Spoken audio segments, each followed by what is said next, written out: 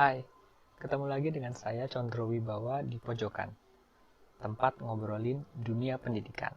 Nah, hari ini kita akan ngobrol tentang salah satu mata kuliah yang sering dianggap susah oleh sebagian besar mahasiswa. Walaupun ini adalah mata kuliah wajib bagi mereka yang belajar di dunia IT atau teknik informatika dan sebagian sistem informasi. Nah, apa itu? Nah, yaitu bahasa pemrograman. Nah, menurut sebagian besar mahasiswa yang sudah pernah saya ajar, belajar bahasa pemrograman itu menurut mereka susah, sulit, ruwet, ribet, dan yang lain-lainnya. Setuju ya? Jika kalian salah satunya, maka ikutin terus video ini. Nah, apakah benar demikian? Nah, bisa jadi ya jika dari awal belajar kalian langsung dikasih yang seperti ini. Atau seperti ini, atau seperti ini. Nah, full dengan coding. Gimana gak pusing coba, ya kan? Baru mau belajar udah dikasih coding yang kayak gini. Nah, atau kalau enggak, kalian disuruh belajar semua bahasa pemrograman. Padahal kita tahu jumlah bahasa pemrograman itu nggak sedikit, nggak cuma 1-2. Bisa puluhan, bahkan ratusan. Dan akan terus berkembang seiring perkembangan TI itu sendiri. Nah, bisa jadi kalian disuruh belajar semua bahasa pemrograman itu karena ya itu kewajiban dari kampus ya, kewajiban kurikulum. Nah, maka nggak heran kalau kalian pusing sendiri. Nah, jika benar itu yang terjadi, maka nggak heran saya jika ada anggapan bahwa belajar bahasa pemrograman itu tadi ya, susah, sulit, ruwet, ribet, dan lain-lain. Nah, terus gimana? Nah, ternyata menurut saya pribadi dan menurut teman-teman yang berkecimpung di dunia pemrograman, ternyata belajar bahasa pemrograman itu nggak sesulit yang dibayangkan kok.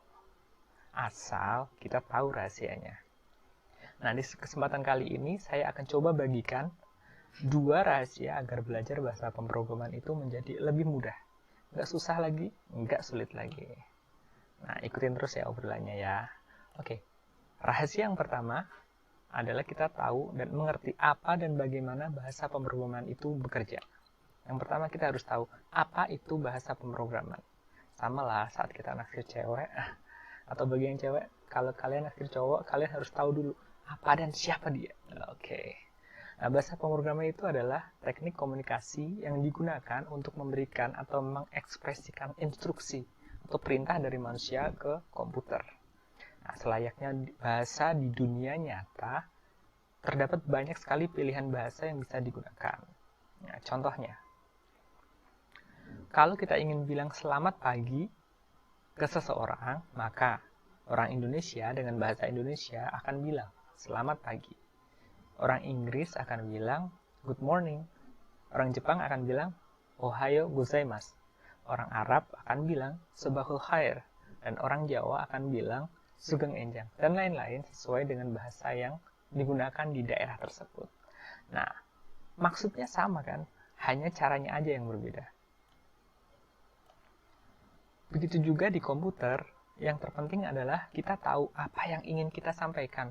Bukan bagaimana atau bahasa apa yang akan kita gunakan.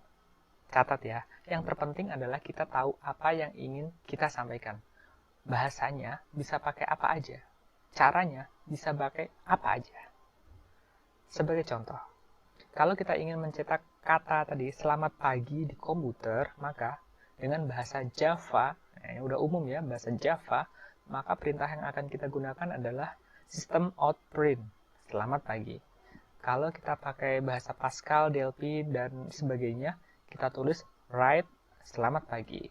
Kalau kita pakai Python, kita ketikkan print selamat pagi.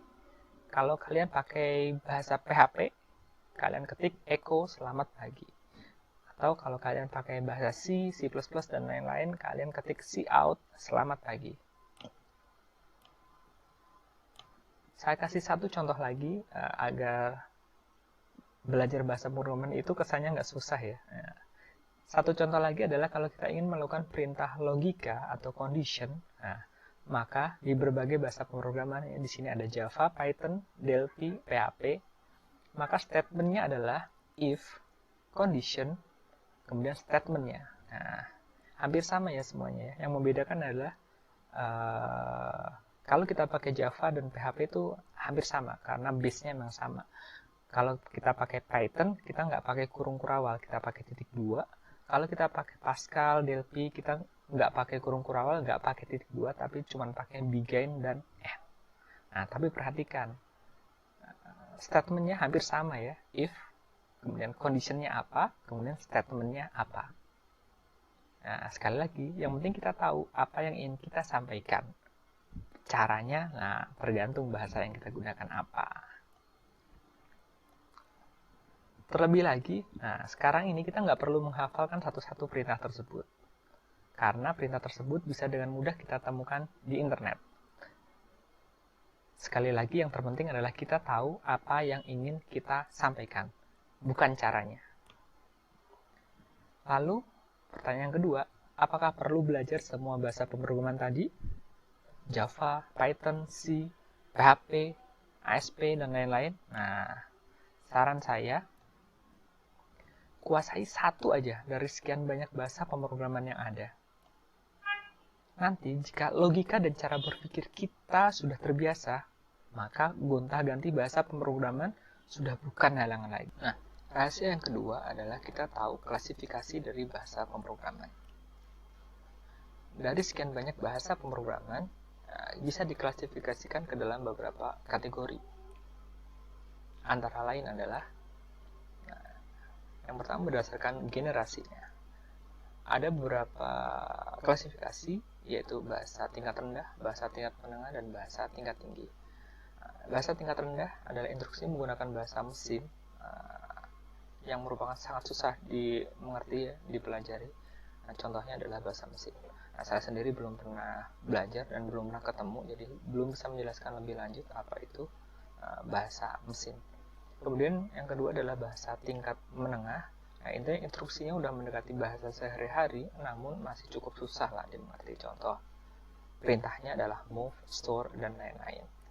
Nah, contoh bahasa pemrogramannya adalah bahasa assembly. Nah, bagi yang pakai Delphi mungkin, di situ kita masih bisa ketemu nih bahasa assembly karena masih di-embed di Delphi. Yang ketiga adalah bahasa tingkat tinggi. Nah, ini instruksinya sudah seperti bahasa sehari-hari, seperti print, write, while, for, if, dan lain-lain. Contohnya seperti Java, C, C++, Python, dan bahasa pemrograman yang saat ini kita gunakan. Kemudian klasifikasi berikutnya adalah berdasarkan keterhubungannya, yaitu hubungan antara satu bahasa pemrograman dengan bahasa pemrograman lainnya. Yang pertama adalah basic. Itu bahasa-bahasa pemrograman yang dipengaruhi oleh basic. Antara lain adalah basic itu sendiri, QBasic. Nah, ini mungkin kalian dua ini sudah sangat lama ya, untuk generasi sekarang sudah tidak menemukannya lagi. Ini ada Visual Basic, .NET, dan lain-lain. Yang kedua adalah kelompoknya Pascal, yaitu bahasa pemrograman yang dipengaruhi oleh Pascal. Contohnya Pascal itu sendiri, Delphi, kemudian di Linux ada Lazarus. Delphi itu sendiri sekarang diakuisisi oleh Embarcadero. Nah, kemudian ada juga bahasa yang dipengaruhi oleh C. Contohnya adalah C itu sendiri, C++, C Sharp, Java, Python, PHP, JavaScript, dan lain-lain. Nah, ini nanti juga masih menurunkan keterhubungan dengan bahasa lainnya, seperti misalnya Java itu menurunkan bahasa Kotlin, kemudian JavaScript itu seperti React, dan lain-lain. Nah, kemudian ada bahasa yang lainnya di luar dari ketiga kelompok yang saya sampaikan sebelumnya, yaitu ada bahasa R, LISP, FoxPro, dan lain-lain. Kemudian ada juga klasifikasi berdasarkan lingkungan pengembangannya. Nah, di sini nanti akan kita bedakan menjadi dua, yaitu output aplikasinya. Yang pertama, apakah dia akan digunakan untuk desktop programming, ataukah web programming, atau mobile programming. Nah, ini bahasanya biasanya dibedakan ya. Nah, misalnya bahasa desktop programming itu kita bisa pakai VB, bisa pakai Delphi, Java, Python, dan lain-lain. Untuk web programming kita biasanya pakai yang paling sering kita temui, PHP, ASP, kemudian di Java ada Applet, Servlet, JSP, dan lain-lain. Nah, kemudian di mobile programming kita bisa pakai Java, Python, Ruby, Xamarin, dan lain-lain. Nah, kemudian berdasarkan lingkungan pengembangannya, saat ini adalah berdasarkan OS-nya. Nah, kita bisa klasifikasikan. Untuk yang komputer base, biasanya kita pakai Windows, Linux, atau macOS ya, yang umum kita pakai. Nah, di Windows base kita bisa pakai bahasa pemrograman seperti Visual Basic, DLP, Java, Python, dan lain-lain. Di Linux kita bisa pakai Java, C, Python. Di macOS kita bisa pakai C juga, Java, dan Python.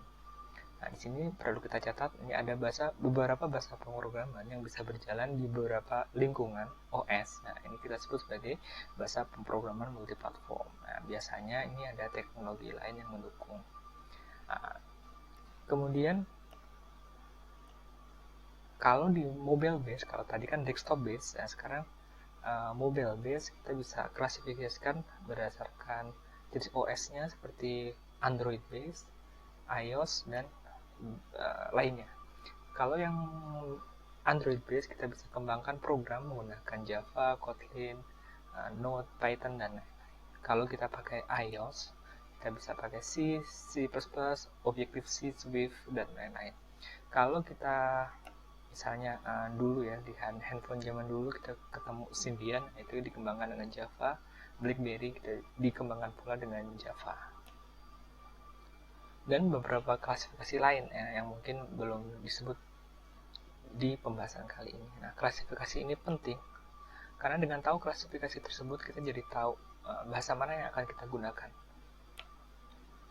Misalnya kalian mau bikin aplikasi web, ya belajarlah misalnya PHP atau ASP, bukan belajar VB atau DLP. Kalau kalian mau bikin aplikasi Android, nah belajarlah Java, Kotlin, React, dan lain-lain, bukan belajar DLP atau VB lagi. Nah, kalau kalian sudah tahu klasifikasinya, kalian nggak perlu pusing-pusing lagi menjawab pertanyaan mau belajar bahasa pemrograman apa.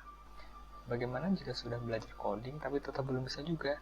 Nah, ini biasanya anak IT atau anak SI suka guna-gulana pusing karena nggak bisa ngoding. Nah, tenang ya, nah itu bukan akhir dari segalanya, karena dunia IT itu luas, dan percayalah dunia itu lebih luas lagi. Nah, demikian ngobrol santai dengan saya di pojokan kali ini. Sampai jumpa di obrolan-obrolan berikutnya. Terima kasih.